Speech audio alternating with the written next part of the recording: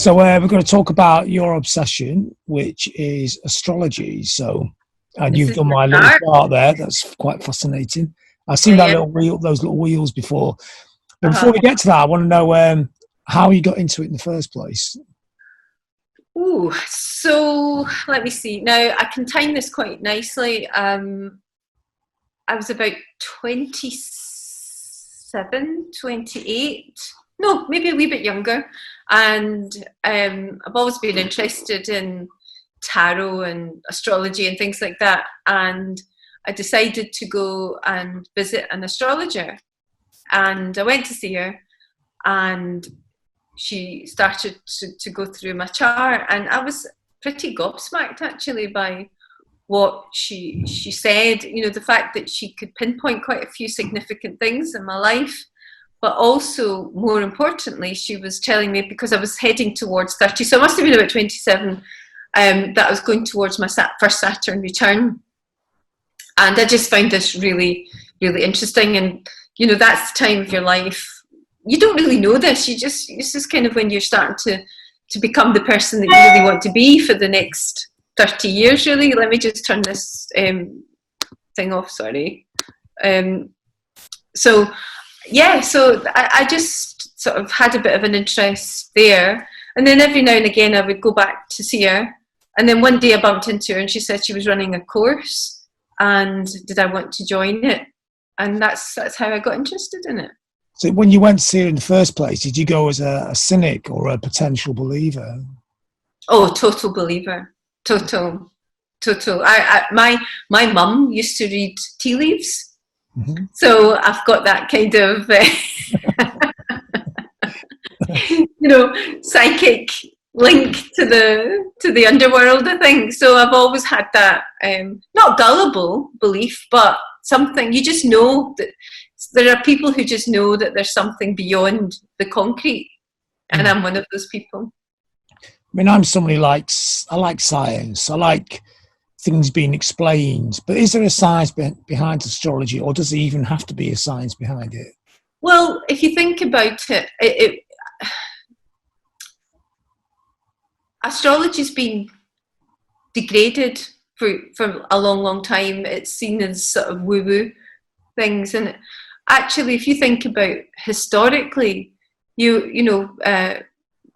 kings and queens would be guided by astrology. It was just Greeks, that an emperor would be looking at the charts, and even with say Chinese medicine, they wouldn't just look at a person, they would look at their chart as well and see what dispositions there were, what problems could arise. For example, I'm Cancerian, so health-wise, possibly quite a lot of problems with the stomach, because that's the organ that's related to that sign. So I think on a scientific level, yes, you could say that.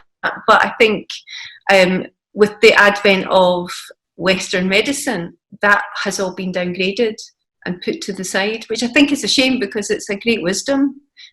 Whether you can say, can it be scientifically verified? I don't even know what that means. You can cook the books in science as much as you want. I think we've got that to prove recently anyway. But how can where you're born, the time you're born, dictates how you are as a person for the whole of your life? Well, it doesn't. That's the point. It's you could then argue, fate, predestination, predisposition. You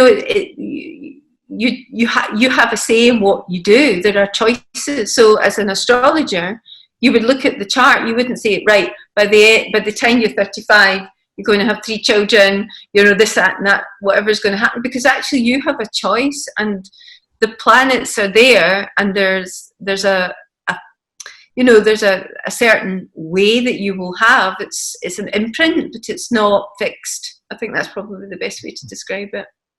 So the imprint's printed when you're born, then? Yes. So, for example, I'm a twin.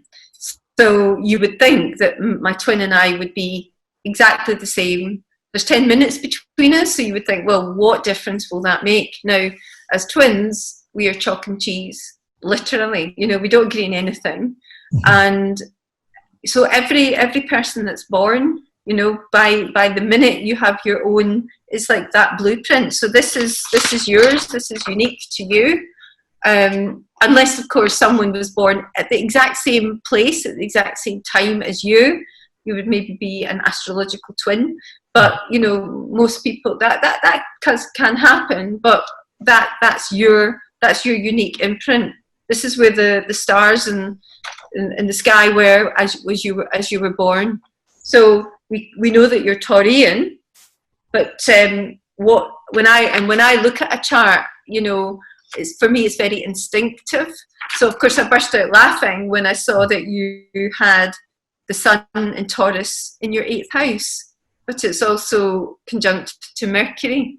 So I think you're a wee bit of a talker, aren't you? But it's in the 8th house, which is, we call that in astrology the planet of sex, death, and rock and roll, actually. So you go deep with people. You're not really someone that wants to just talk about, how are you, la la la. You want when you have a conversation with someone, you want to get right in there, I would imagine. Mm-hmm. You're not quite happy with the peripheral. You want to delve in. Yeah, I guess that's handy for interviews. Very. And so it's almost a perfect, a perfect alignment of planets for what you do, if you see what I mean. Mm-hmm. Mm. Yeah, so that was the first thing that I looked at, and I thought, oh, okay, well, that's really interesting. Is there a danger that people kind of grow into their star signs? Most people are blissfully unaware of their astrological chart, and I think that's a real shame, actually. And it's not as if you can't really, in a sense, you become more attuned to your chart, but you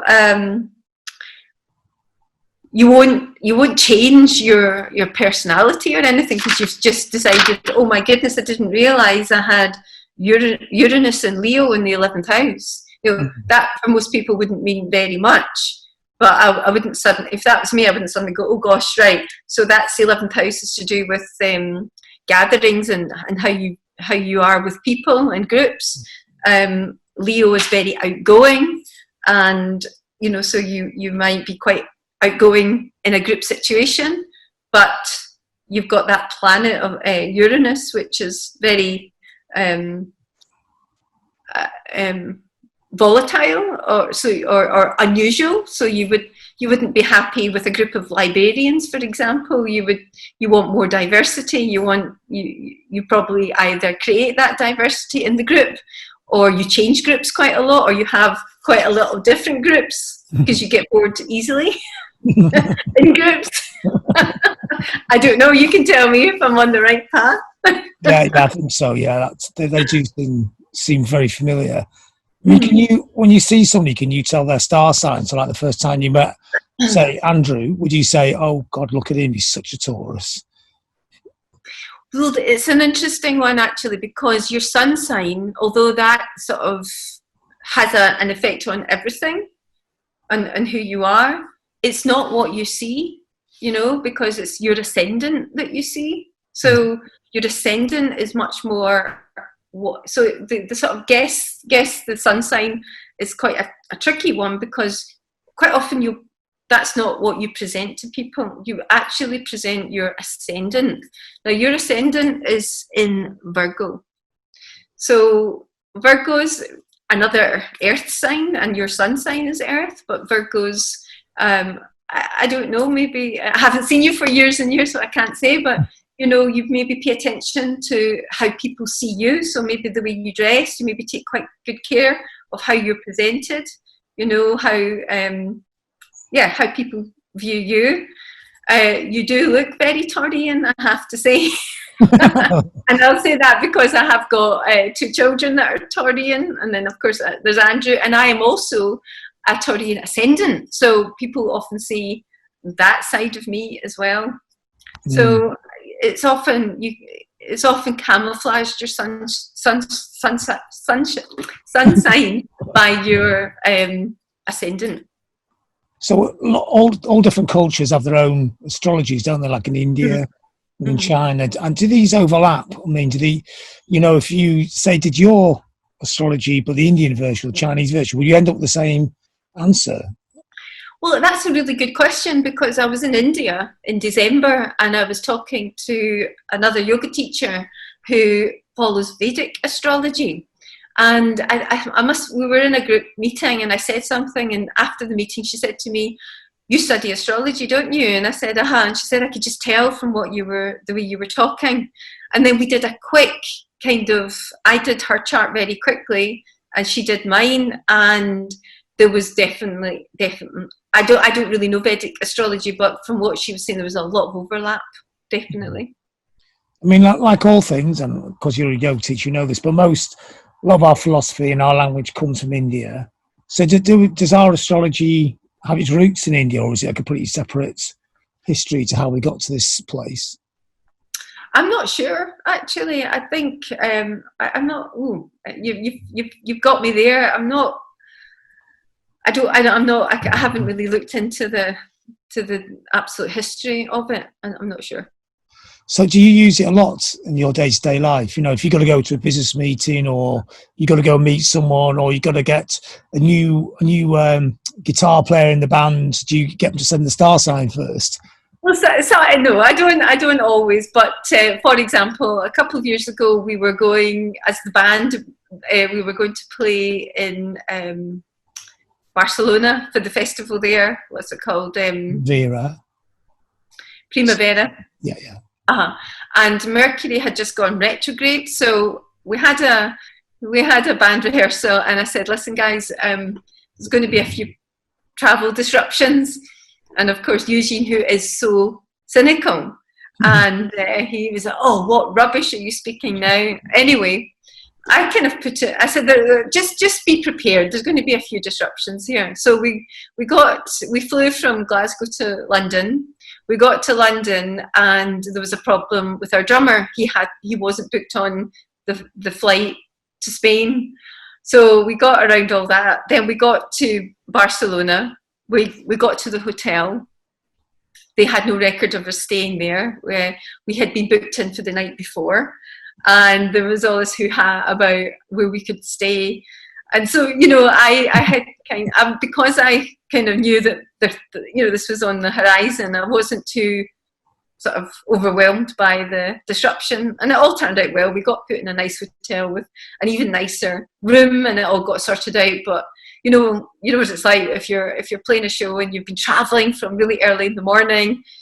Yeah, and so we kind of just got there, and in fact we only had one room. We all piled into Eugene's room, and then we just had to go and play the show. So there was no cup of tea, there was no it was just like straight in there. But it all worked out well. I mean, astrology is not just different people's personalities, is it? There's like you're saying, there's astrology of situations. And even I'm thinking there's an astrology of the planet as well, isn't there? It's Oh, absolutely. So, for example, I could, I've not done it, but I could put a chart together from when I opened my yoga studio, which was a few years ago. I haven't done that, and it would be quite an interesting thing to do. And I still study with my astrologer Anne Whitaker, and we get together once a month with a small group of us, and we're interested. We'll look at sometimes we look at charts. She'll put together a chart, for example, that we don't know. We've got to guess who it is just by the chart, and that's really good fun, actually. That's interesting. Yeah, and we'll do people situations as well. So the situation would be when the day you started the yoga studio would be counted as its birth date. And the energies that were into it, yeah. Mm-hmm. So in a sense, if you were really deeply immersed in astrology, you would wait 2.5 weeks to open your studio to get it on the most perfect day possible. Or is it no perfect? Is it all in a balance? You got ups and downs whenever you do things. A good time to start something is on a new moon. So, but I just got the keys when the landlord said that's when I didn't, you could get really trapped, I think. Sometimes it's good to look retrospectively at things and see, well, that was quite auspicious or whatever. But no, I'm not. I don't hold myself ransom to the astrological signs. But for example, we're just coming out of Mercury retrograde, so if I did have something important to do, like I'm thinking about changing studios to upstairs, I wouldn't ever sort of swap contracts when Mercury is retrograde, because you end up in a bit of a muddle actually, because paperwork and things can all get a wee bit mixed up. So would you say the planet itself is in a very Mercury retrograde kind of phase at the moment? Yeah, I think communication does seem to be at odds, doesn't it? You're hearing one thing, then you hear something else, and I think we've also got, there's, in terms of what is going on, we have this Saturn-Pluto conjunction, which is, we're moving away from it now, but Pluto is the planet of transformation, actually. So, but it often, digs deep. And you can imagine, this whole virus, everything is just kind of plundered. No one would have thought that, so actually also the planet of pandemics as well. So this has been a quite strong astrological influence going on. Mm. So when you talk about Saturn and Pluto, are these just bywords for energies, or is it the actual planets themselves? Well, that's the planets. It's the planets. Now, Saturn is the planet of restriction. And, so you think about the lockdown, so, but it's the boundaries that we create within ourselves. And, so it's interesting how that's played out in the sort of collective. We've all really had to find our own inner boundary, really. So, and I'm often interested to see where Saturn is in our own chart, and we all have it placed, and you have it in your fourth house, which is sort of family, that the house of kind of family. And I did wonder, and it's, you've also got the moon there, and I have a question, and you don't have to answer it because it is quite personal. I wondered if your mother was quite strict with you. Probably normal, but how would you know? You couldn't really judge it, could you? No, I just out of curiosity, because, yeah. or if there was quite a strict family, because you've got you've got Saturn in that fourth house, and it's also in Capricorn as well. So I just wondered if there was strict boundaries in your sort of family world. When we're really young, strict than other people, yeah, definitely. Mm-hmm. But obviously not when you're older. No. Growing up, as you're yeah. So the planets, what is it? Is it their gravity, their energy? What is it about them? Or is it? I just want to know if it's the actual planet themselves. Where they were in the sky. Does it create a certain amount of energy that affects you when you're getting born? I think so. And the planets, the names of the planets are attached to the myths as well. So if you so we have the essence of a planet, like, to go back to Saturn, which is about boundaries, and there's a whole myth around Saturn, which of course I can't remember at the moment. But if you read on the myths, and it's these kind of flavors that will come through. So the stories are there, and the myths behind the planets will have a flavor to your chart as well. Mm-hmm. And I was reading the other day, and this has come up a few times in the last few years, that they reckon there may be a 13th sign, or is this just? No, I was actually reading about that the other day. They've got constellations and signs mixed up. It's not true. And what is the future of astrology in an increasingly sort of technical age? Is it an advantage? More space, the internet's good for it. Does it make more sense in our times or less sense? When I started studying astrology, I was really starting to, it was about 20 years ago now. I am no master at it. It's something I always just dabble in. But in those days, that was before computer programs. I was learning how to make a chart, from calculations.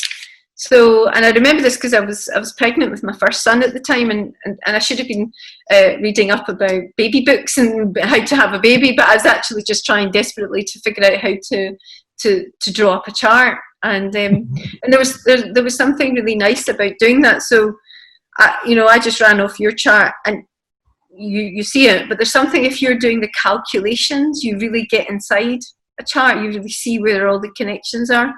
So I think that kind of fluency is getting lost somewhere, and it's probably our generation of astrologers maybe not so much into the drawing up of the chart so much as just going online and doing it that way. Oh, so we're missing some of the subtleties.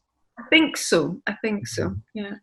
And what do you actually personally use astrology for? I mean, you're a yoga teacher, and you don't do astrology as a living. You just do it as an interest, as a passion. Mm-hmm. I think that's it's to understand yourself. So the type of astrology that I am drawn to is the psychological approach to astrology. So in terms of just understanding who you are, it's a fantastic tool for that. So self-development, really.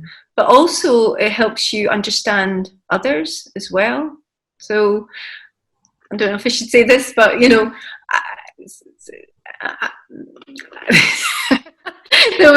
there's someone, for example, that I was having a few problems with, and to cut a long story very short, she agreed for me to look at her chart. And I laughed out loud when I saw it, because I could see from her chart straight away what the problem was. So I'm not breaking any confidence there, but so sometimes it is very helpful in dealing personally with people as well. It can help you understand where a certain person is coming from. So even, I mean, all the star signs are quite different in personality, and like with friends, you may have friends of a very different star sign that you're not necessarily your star sign can mix with, but with astrology you can work out a way of making that work. I mean, there's no such thing as no opposite, you just can't do it at all. It's just a way of working out the connection. Someone once told me that Alex Chilton wouldn't talk to anyone if they were a certain sun sign, and I think that's taking astrology a little bit too literally. I never met him. I remember usually going, he wouldn't speak to me because I was a Capricorn. I think that's a bit brutal, to say the least. Yeah. And I said, you sure it wasn't just because he started to talk to you and find out what you're really like? He claimed it's because he was a Capricorn. So I think you can be a wee bit too sort of a bit too concrete about it. I mean, really what you should use it for, if you're Alex Chilton and Eugene's coming, you looked up his chart, thinking he's very different from me, but there's ways we can connect here and make something as special as somebody who was totally similar as well. Exactly. And I think also, so sometimes it helps you, so like I said, it will help you understand yourself.